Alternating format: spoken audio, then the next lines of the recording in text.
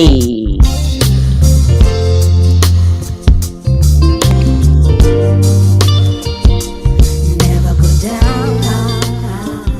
Hello, hello, hello, New Haven, and welcome back to Arts Respond on WNHHLP 103.5 FM, New Haven. I need it to be Friday, so I'm really happy it's Friday. I am your host, Lucy Gellman, and I am so excited to be here with singer, songwriter, activist, poet, city employee, like all the things, right? Mama, friend, lover, like all the things, right?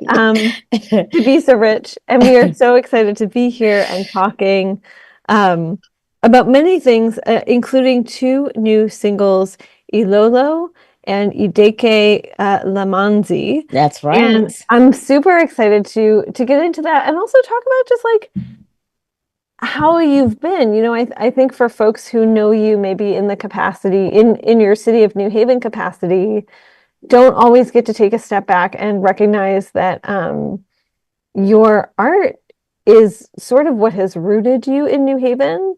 And for a lot of people who live in New Haven, it was the first sort of artistic and cultural touch point for them to meet you.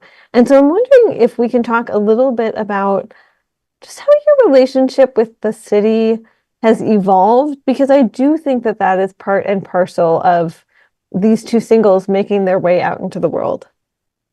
Yeah, so thank you so much, Lucy, for having me here. And I know we've been trying to meet for quite some time now. And life has us by, all sorts of chokeholds at this point in time. But I'm just so excited to finally make it here. And like you said, like you asked me earlier, if like maybe it was even hairy, I would ready. I'm like, ready as we can be, right? At this point in time, to even do this interview. But by city, let me just be very clear about my capacity of being here. Really, it's not pure. It's purely to talk about, my journey, as you had mentioned before, in this particular city, which is New Haven, not necessarily in my capacity as, somebody who works and when I said in the public space. With New Haven, I didn't mean 100%, yes. Big C city. Yes, yes, I yes, meant yes. with the beautiful 18.7 square miles that we call home. Yes, I love that. Thank you. I also wanted to clarify, so thanks for clarifying that as well. So this city to me, like this sanctuary city, is one of my if I were to, for a lack of a better word, I would even say actually this word I'm going to use is not going to fit, but I want to say it is a place that has been an adoptive home for me from day one. And I have a really, really special relationship with New Haven. And New Haven is part of a city that really literally has been part of my upbringing in a way, because we never stop growing, right, as a people. And I feel like New Haven has really helped me grow in many ways, but also when it comes to my music, it has really given me a platform to express who I am and allow me to be exactly who I am, and didn't expect anything but my uniqueness, and really has accepted that. So I feel like I've just really have been fortunate to be in this particular city, in this space, with the people and the experiences that I've had thus far. And it really has held me tight and close. And like I said, it's really let me flourish in exactly who I am without really tainting my core being. So I'm not sure if I'm even answering your question at this point, but the city really has really held me with both hands. And here I am, like since I've stepped on this soil, performing at the artwalk, actually meeting Lizzie Donias and the rest of the crew in the space of Westville, and having to perform for the first time at Lyric Hall. And again, that was by chance that it happened, because it rained. I was supposed to sing outside in the festival, but it rained. And I've been dreaming of singing at Lyric Hall, but then somehow that's happened naturally. And I feel like from that point on, with my first performance here in New Haven, I just never stopped, and I just kept on growing. And also I feel like your music has been historically and is informed by the fact that you have this very broad, sort of wide-reaching vision for social justice that is inspired not only by your time in New Haven, but also the fact that you lived through South African history.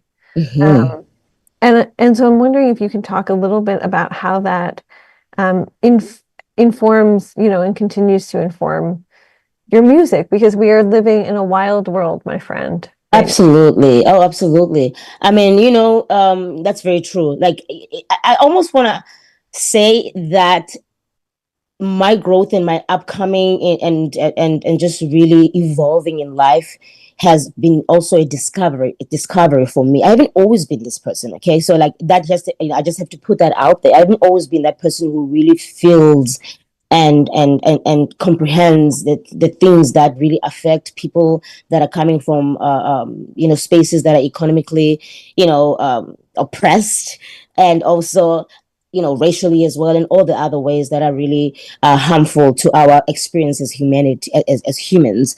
I haven't really been somebody who was necessarily able to digest it and also put it out there in a way that I now have developed to be able to do, right? And music being also one of that tool. And again, like I'm still growing. My music is not, for example, my music is not political. It's not, or at least it hasn't been that. It has all these other influences from other people. But then as I grow older and as I am able to, really discern and comprehend what has happened to myself and also, those who come before me, and really, these painful things that occur to people in our society that are systematically based, they really affect us in the way that they live in our DNA, the oppression that we get, because we get people that are like young people that are being killed, and we see with the recent lynchings that have been happening all over America, and those things really do affect communities that affect them, and it goes on to generation to generation to generation. So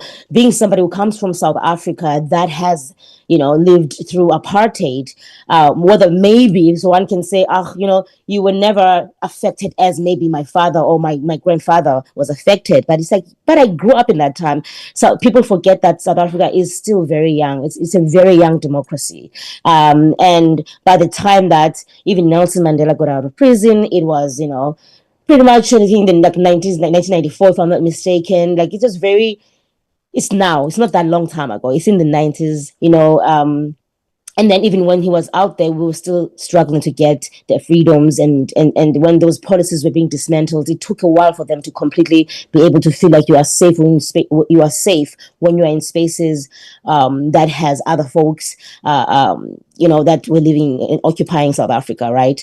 However, my music now, tying it back to my music, as I evolve and as I grow, I feel that I've been, and thanks to living in this space again, I really want to give props to New Haven, and I want to give props to also just my curiosity as a human being. I've really learned to learn from people in this community, the activists that are in these communities, the community leaders, and really the programming that either the city or the arts organizations put out in the community really do teach the community a thing or two. I feel like, not I feel like, I know that with living in the community and being involved, being a volunteer in nonprofits like City Folk, and also with the one that I founded, Rich Arts Collective, and even just working with people at the Arts Council, that has really taught me a lot and exposed me to a lot of community and the community's pain and the community's desires and community's needs. That has helped me to formulate my own thought around my own experiences and be able to express them through either picking up a bullhorn and talking about my own experiences and appealing to people to really, talk to their humanity and for us to try to do better. And when it comes to my music, particularly this album, and I think I'm making, maybe I'm answering another question now leading into the album, right? Is that I want to be able to reflect the times as they are.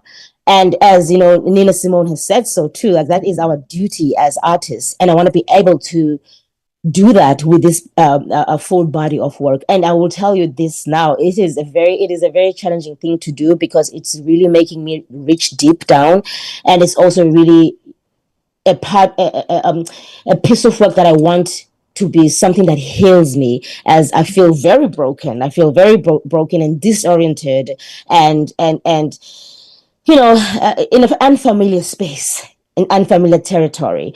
And I want to be able to talk about that without really being very obvious, but also try to make sure that whatever I'm talking about does hit a nerve on somebody who can find a sense of healing themselves and finding themselves within this a body of work that I'm doing right now. So yeah, it was a very long-winded answer, but No, that's I so and we are, I think Harry is queuing up so I have both of the singles, and I think maybe we'll listen to a part of one in a little while.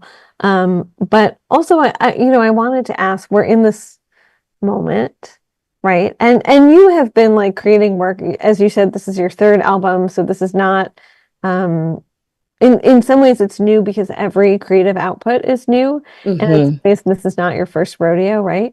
Um, but I want to talk first about these specific singles, and then I want to talk about the vision that you have going into the production, the recording of this album, the songs that are going into it, um, and how you're thinking about putting it out into the world, because it is a process of like gestation and birth. Repeat that question for me. Let's start with the singles. This is my problem. I ask questions No, it's like too me when I long. answer questions too. No, so let's start with the singles. I would love to hear about the visioning that went into these two pieces of music. Right. And then of course also like artists think about everything. So why these were the pieces through which you wanted to introduce people to this new project that you were undertaking. This project, Lucy, let me just tell you, the way I am so excited about, I'm gonna like literally jump out of this chair and just scream because it's been 10 years and some change since I've done new work. Like what that's a decade. That's a long time, right? Since I've put out a full body of work. And if you remember, I know you've actually interviewed me on this. I did a single during COVID, which I did in my attic because we couldn't go to studios, we couldn't do all of that work. And that challenge was an experience for me. It was such a fruitful one as well, when we were all trying to figure out how can we survive as artists and people who are necessary to be out here and doing the work that needs to be done. In our communities. So I learned because of that tragedy how to record myself, how to put out a song. It was such a special time, and you got to interview me. So that was the first time that I've actually produced my own work, written my own song, produced it, and all the things. Fast forward, here we are, been meaning to do my work. I've been wanting to write this album, but also I've been meditating and praying on it so much, And again, meditating and praying on it doesn't mean that I'm always putting out a mat or I'm down on my knees and praying. It's like in how I speak about my future, how I envision my future, and how I speak and manifest the things that will happen when the time is right. And the time is now. The time is right. The time is now. I couldn't ask for a better time. Well, now I've also gotten a space and a chance to grow as a human being, right? Have had the experiences, the hardships, the challenges, the great times, the joys, and just learning through other people's eyes and traveling through other people's eyes and their stories, right? And I think now I have something to say. And if I had done it any time earlier, it would have been so shallow. It would have been so on the surface. But right now, that's why it means so much to me, this album, because now I have something to say, and I have real pain that I want to lay down and heal, and I have real stories that I want to inspire people through my own experiences, and just not all the time it's about me, but I've learned through you, through everybody that I have connected with out here, whether it's from work, nighttime, or just it's just social life as well. I learn a lot from people. I'm a very curious being. So this album, when I decided that what, I want to do this third album, what was the best way am I gonna go about it? Because I know New Haven is very talented as well, and being somebody who has aspirations to and sees myself as a global artist, I really didn't want to lose the essence of who I was. I didn't want to completely somehow find myself quote unquote Americanized, as my friends would tease me from South Africa with my music sometimes.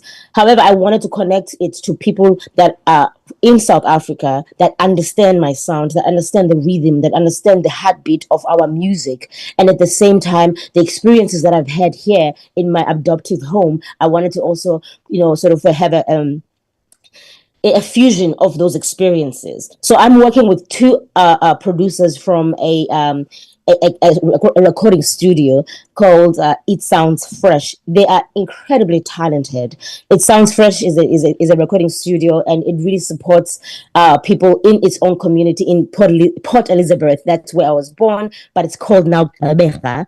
And I think when they changed their name, they were just trying to punish the apartheid folks back in the day to make sure that they cannot say the name. And I'm kidding right now. I know I sound serious, but I'm actually kidding because the name is hard to say, Gqeberha. But it used to be Port Elizabeth, and they've changed the colonizing or colonizers' names, quote unquote, as they call it as well. However, I wanted to have Rebecca's experience, which is where I come from. Living with my grandparents, being raised by them. Take people also that I came up with. One of the producers is a bassist as well, and I've toured with him in South Africa. One of my first tours I've done. His name is Edgar Musa, and another producer is Mtor, who's also a phenomenal pianist and as well as a vocalist himself. And both of these people, and also I've decided to include songwriters, which is something that I've never done before. That take it to one step, because sometimes we as artists feel very proud about our work. We want to own everything, but then that keeps you overworked and overwhelmed and stifled, and it keeps you not sometimes always putting out your vision as best as you want to be. So including a songwriter whose name was Mandilake, shout out Mandilake, in this album is such a big step for me. So with these two songs, which are a collaboration of all of us,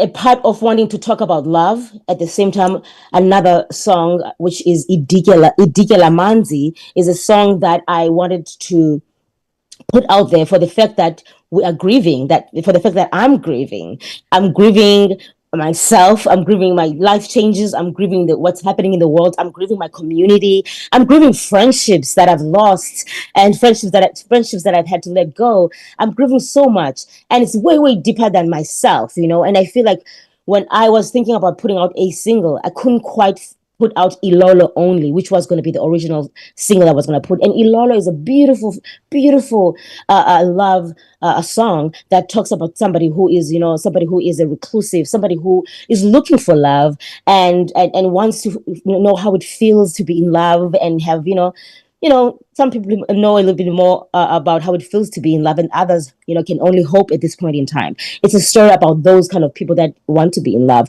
and beautifully written, co-written with Mandilake, and the beat and the rhythm of the song is different from anything I've ever done before. If you've listened to my work, and I know you have in the past, completely different, and my voice does sound matured. The story, the lyrical content, and the depth of it as well is pretty different from what I've done before and how I used to write. So those two songs stand from these different aisles. Like it's about love, Ilolo, and the other one is about our grief as a global people. So yeah, that's a long answer to it. Before we go on, Harry Droz, who is the man behind the magic at WNHH, he's just a wonderful like human and grandpa and dad. Yes. And husband. And human. But Harry, if you can hear me, can we listen to a little bit of Ilolo before we talk about it more, please?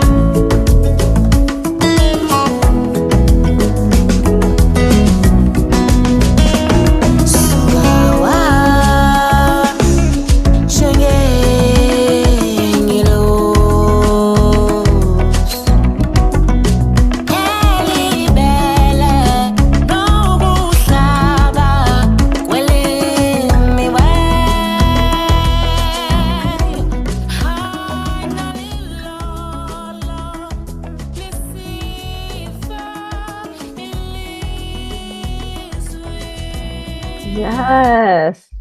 That is a thank you, Harry. What a gift. I there's so much I want to know just listening to that. It's like one of those pieces of music. I also feel like I both want to like refute the boomers who are wonderful and in the music New Haven music scene who are like, there's no good music, it all ended with our generation. It's but there is also bad music out there, and so when you hear good music, you're even more grateful for it. And this is one of those pieces that you just like you feel in your body. You were dancing. I was dancing a little in my seat. Um, I yeah, I didn't get out of my seat because I don't know if I would like get back in it, and then I would just be dancing in the office, and then anyway. Um, but yeah, so tell me where you go. You said you co-wrote this. Yes, Yeah. absolutely. Yeah. Uh, Yeah. so I have, and it's such a beautiful piece of work. I'll tell you this: this album is truly challenging, and in all the right ways.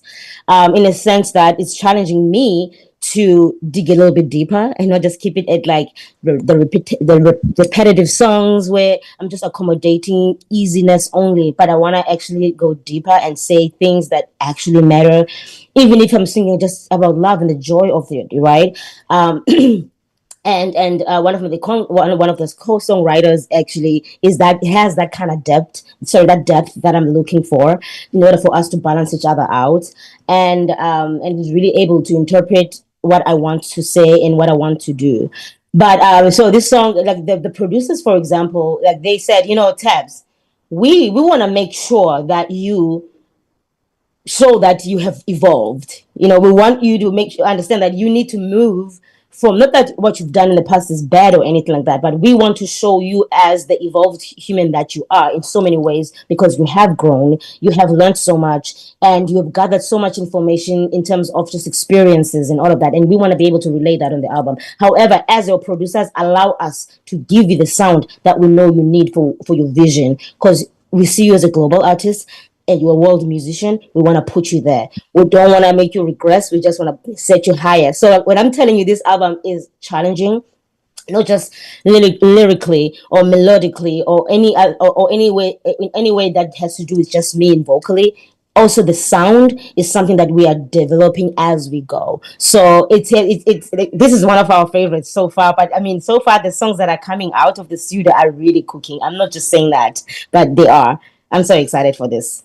I will say you're also singing, I think, in a way that connects you to, like I hear something new, which is really exciting to me, but I also hear a little bit of, like Thabisa as a girl dancing around the bedroom to Miriam Makeba and Brenda Fassi, right? Yes. Who I know were just foundational figures in your life as a young musician and also just as a young woman.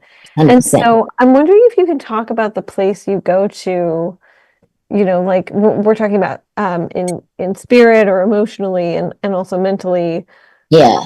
when you're singing this, especially because the unsaid Mm. part of recording a single is you probably have to do it multiple times, right? Yeah. 100%.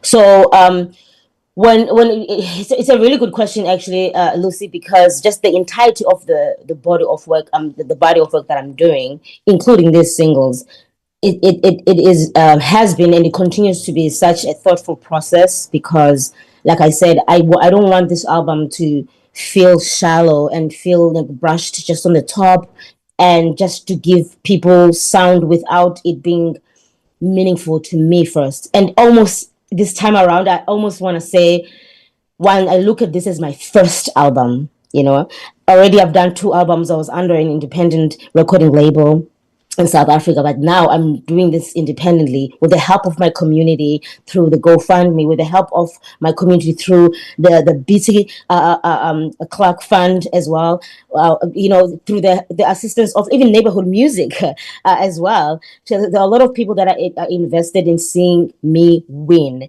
and seeing me, put my dreams into and turn them into reality. And I continue to be grateful for that.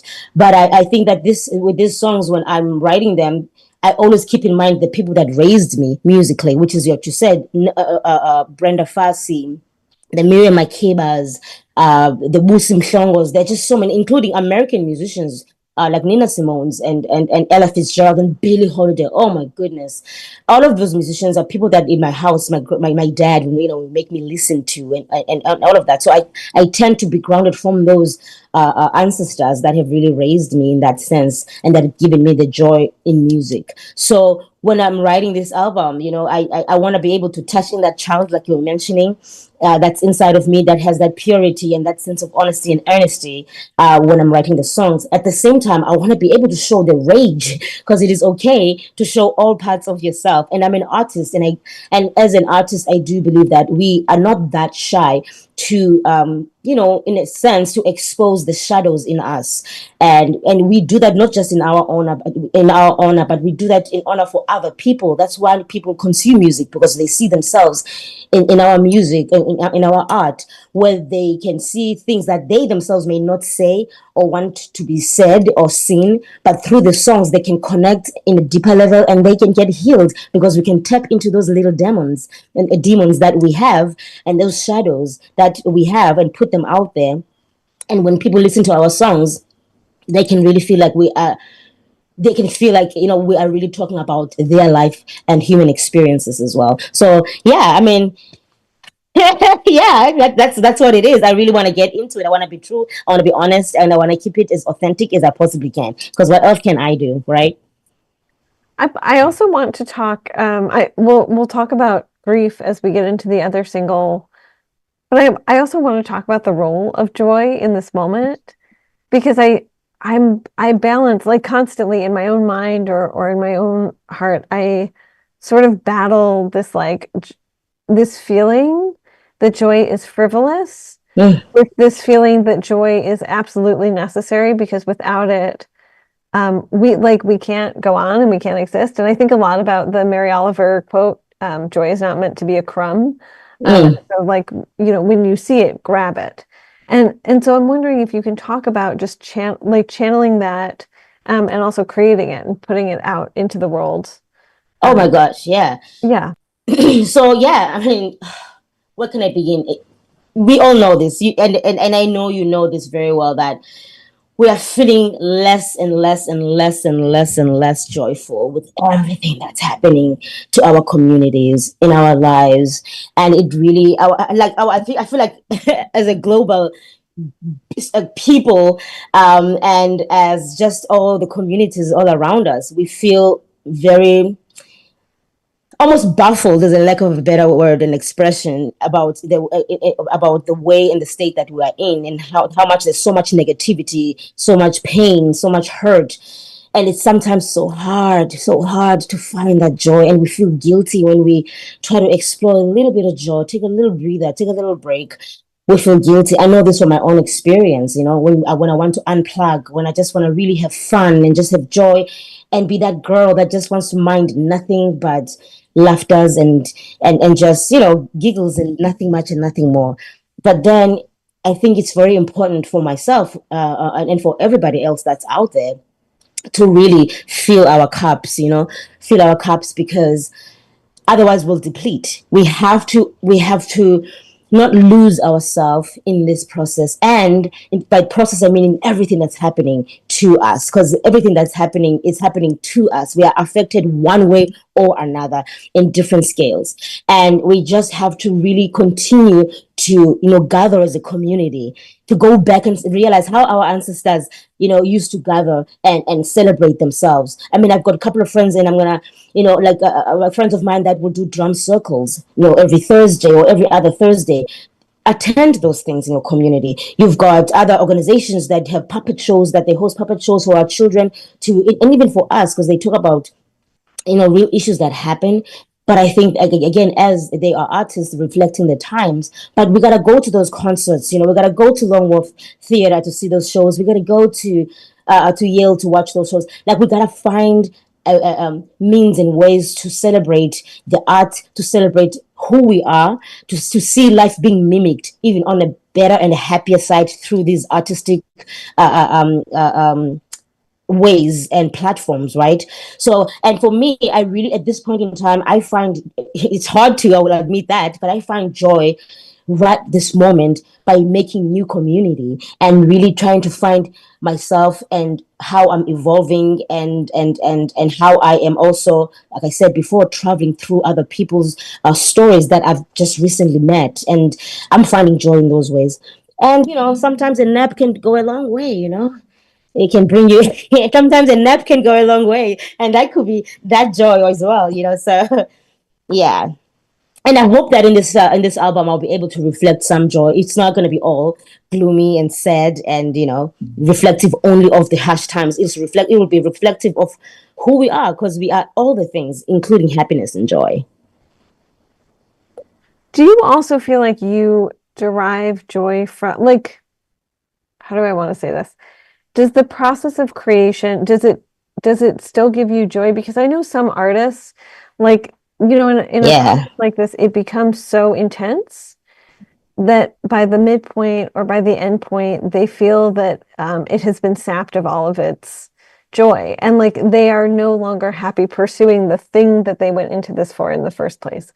And it's like it's that paradox of being a creative and also living in a society that like expects output, which is a whole other episode that we can talk about. Yes. Yeah, but are you still finding joy? Certainly, it sounds like meaning, but joy in that creation. And also, do you find joy in your activism, or is it just spiritually and emotionally exhausting for you?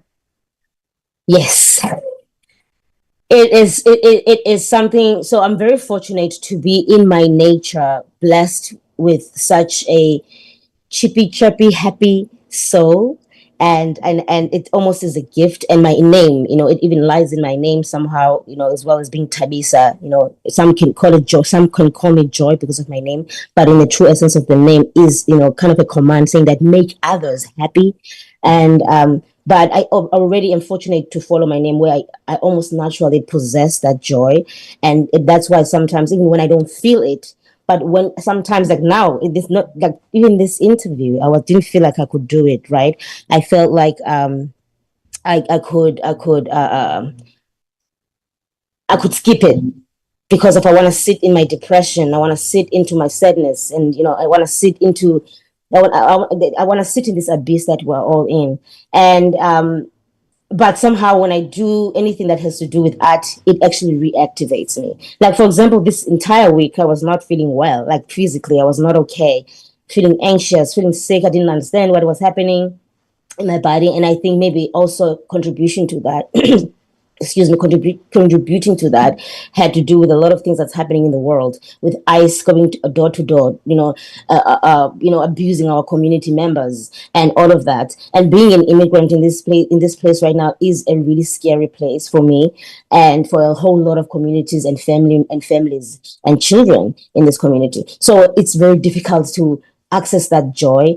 And when now I have to reflect these times on writing this new work, it becomes really hard, right? It becomes really, really painful, because everything seems to be so dark. And I remember even before I wrote this album, and I took a break. I decided to take a 3-year break, or 2 to 3 year break. I went on a hiatus. And one of the reasons I did that was because already, even then, I wasn't feeling a spark in my core, in my heart, for the first time. And I actually vocalized it. I was like, I don't feel the light. It's time for me to stop. It's time for me to take a break. It's time for me to breathe and collect experiences and leave, and also just be grateful of all the achievements and the blessings and the work that I've done so far, and the love and that I've received in the community, and just take a break and focus on other things like community work. But you know, it's just been really hard. And but when I do write now and trying to enter in that space of joy, trust me, it's very difficult right now. And I don't want to. I'm not gonna sit here and say it's great. I'm always like this. I'm not. It's a lot of tears. It's a lot of procrastination. It's a lot of pull and push about what I want to say. How is this going to be received? And also taking a lot of guidance and advice from people that say, think about your why. Why are you doing this? You know what I mean? If you're going to worry about what people are going to think of your work, they need to eat it up as they see fit for themselves. You be authentic to you and do what you need for yourself. And yeah, so it's really difficult to access that joy, but I do try. And I think also just like this interview, right? I was like, I'm this is my lunch break right now, but I was like, I'm at work, I'm doing things, but I also was thinking, can I cancel it for a different time? Can I, that procrastination and all of that. But I was like, no, remember, Thabisa, you got to show up for yourself. Show up for yourself. And, this is what you preach to others. Be that example. So this is what I'm doing right now. And automatically, I feel like I'm joyful. You're thinking, Thabisa is ready for this, but I don't even feel that I was, right? But it's because the Oh, art does give me joy I just think in you're itself. very ready for it. Yeah. So you were born ready. I do want to talk about this is going to maybe feel like a harsh pivot for people, but since our time together is not that long, I also want to talk about the fact that you're going from joy to also holding a space for grief. Um, I think I think New Haven is a really special community, but I think in this country we don't specifically have a healthy relationship with grief or with trauma. I was just talking with Reverend Odell Montgomery Cooper about this, who leads a program around trauma-informed healing um, that came out of losses in her own life. And and it's given me pause to think about how sometimes we push our grief down and we push our trauma down, or we tell ourselves like, well, there's a hierarchy of human trauma and I'm doing just fine, right? And so Yeah. I would like to talk about your intentional choice to make a space for your grief, and also to create an invitation to grieve Hmm. this album. Yeah. Whew, yeah, that's exactly what this album is about. It's creating that space. It's a like I said before, I'm looking at this almost as like my first album where I'm really gonna speak from my core, where I'm not necessarily just thinking about what are people going to think if I say this or sing about this or do what.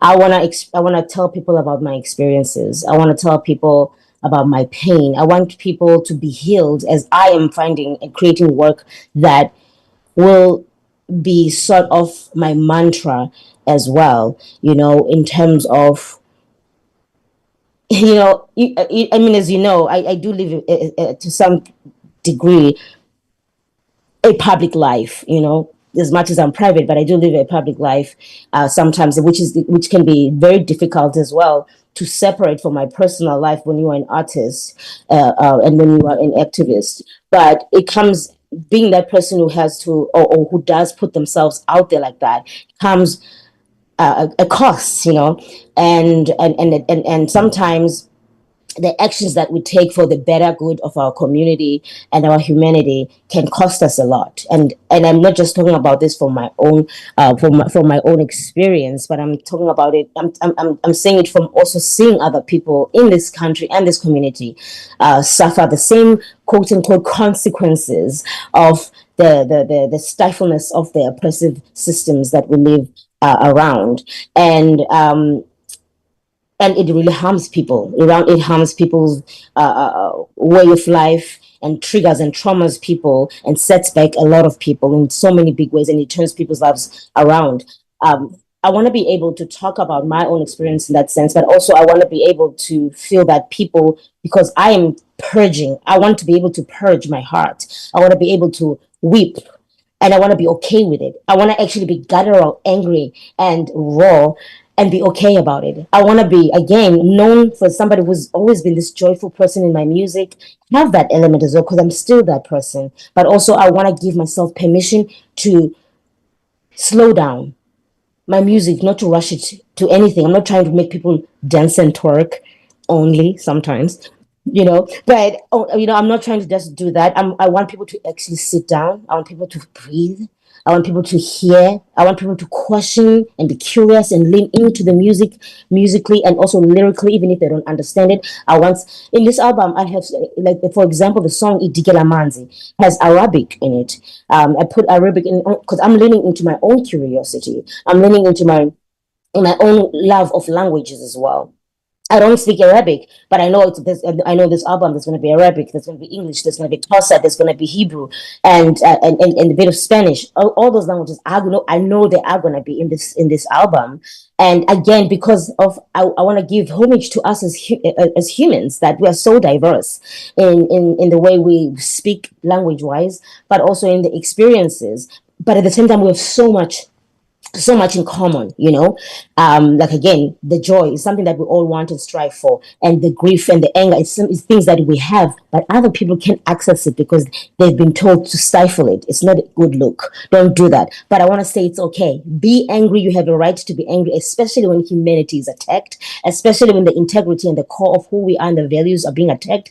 Be mad and be okay with it, and be okay with it. Sit with it, scream if you need to, say the things you need to say, but also be guided by love, but also be guided by wanting to see us all thrive. And I want to be able to put all of that in this album. And I mean, so far, I'm pretty much happy. Pity I can, share all the songs that we've done so far, but we're still in the process, of course, of working on the music. Yeah, I was going to say, do you have an ETA for when this album drops? I'm Yeah. not going to rush you. I don't think artists should be rushed. This is Yeah. like, And I'm actually afraid to even say it, but I do think that in 2026, I don't want the producers to watch these parts because they're gonna be mad. That's not what I discussed with them yet, even okay. though I've made my plans Yeah. with my other team. But the original time, though, I would say that it was around now, October. But I do want to conclude a lot of it in October. But in 2026, I wanna really wrap up everything and also have a tour again, a New England tour that I've done when I stopped performing. So this year I'm not really performing unless it's just special gigs here and there. But I'm not performing. I'm still on my hiatus. I'm still focusing on work, and I'm still gathering again. You know. The stories and putting them to pay like on a pen and paper on paper, and I'm still writing and doing all of that. So yeah, right now though, I mean, I'm not going to be performing either, but I will be supporting sometimes some artists, and I'm trying to get out of this quote unquote vacation I'm in before I can step on stage, and I'm trying to get ready, and hence these interviews as well that I'm doing. I love that. So before we close out, and we're going to close out with a bit of Ideke Lamanzi. Mhm. But before that, so one question, the show grew out of the COVID-19 pandemic, which is still very much with us, but it's in a different place than it was in 2020. And Yeah. one question I started asking artists was how are you caring for yourself? And recently, like, I don't know how to answer. Someone asked me that the other day. Like, girl, I don't know. Like, are people caring for them? I sleep sometimes. Um, Especially being a young mom now, like of a yeah, young I don't child. sleep as much as I would like to. Yeah. But how are you caring for yourself? Because the world is, when you were talking just about like feeling this anxiety in your body, Mm. I felt that. I've been walking around just feeling like Oh, like vomit or curl up on the sidewalk or um it's like and that is how anxiety and fear and dread like physically manifest. I don't know. I don't know. I'm not gonna make up a story, Yeah. and I wish I could say that I'm doing a better job, and I'm gonna be very bluntly honest too, because I'm really having a human experience and a really tough time in adjusting, even just my life that was turned around, just to be very clear about that as well, like I think, and then with everything that happens and everything that we try to stand up for and remind ourselves to continue to fight for each other as humans is just it's really really hard. Like I said earlier on, that guilt when you want to experience a little bit of joy and then you start to feel guilty, you are afraid to share that photo where you're just like feeling happy and jumping up and down or dancing in the rain, and you suddenly feel guilty as though you are not somebody who's paying attention to everything that's happening and everybody else's grief, right? So, and now taking care of myself can be really tricky because then it's like, oh, how do I do it? I've tried to do gym. I've tried to, take the walks, which I'm going to do on my birthday. It's my birthday on Sunday. Thank you. And so I'm going to try to do a hike and all of that. And my body, like I say to you, like I've been starting to get sick physically because of everything that's being taken into my body. And I try to rest as much as I can, but that's also difficult. So I'm still finding ways to better take care of myself. So I don't know yet, but I do try to do the things I can do in the times and the capacity that I do tend to have from every now and then. So that's my honest answer. So we are going to go out with Idike Lamanzi. But before we do that, I just want to ask, if folks want to find you, and they should, Yes. how can they find you on the internet? I'm not saying like social media is maybe not, it's a gnarly place to be on right now. No, But, no. I say the same thing now. People can go to my website, please, and subscribe to receive newsletters, and where you can actually hear a little bit more of my voice and my thoughts, and we can engage in the newsletters. And I really appreciate my fan base that actually writes back whenever I've written a piece in the newsletter, and I love that kind of engagement. And they can find me on my website on Thabisa. That's my name, Thabisa. Thabisa music, one word, thabisamusic.com, and subscribe, and also support my shop. And and please follow me on Spotify, and playlist my songs. That would be appreciated. So yeah. Awesome. Harry, if you can play us out, and I know I shouted you out earlier in the episode, but thank you as always to Harry Droz. We couldn't do this without him. Harry, I appreciate you. Thabisa Rich, I appreciate you. Thank you for taking the time to come on with me. Everyone check out her work. It is well worth it. And I will just, Lolo is a bop.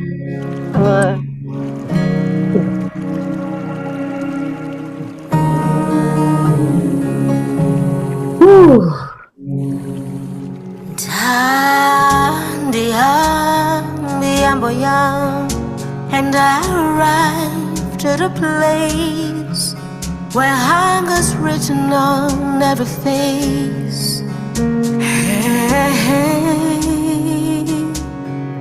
And as I walk, blood lies in puddles here, in a place where guns vomit with trigger, filled with mental rage. I saw a man in a place where bones lie bare and unsung. Prophet, you failed to gather these bones. Instead, you make them your place of rest. I saw a man in a place where bones lie bare and unsung. Prophet, you failed to gather these bones. Instead, you make them your place of rest.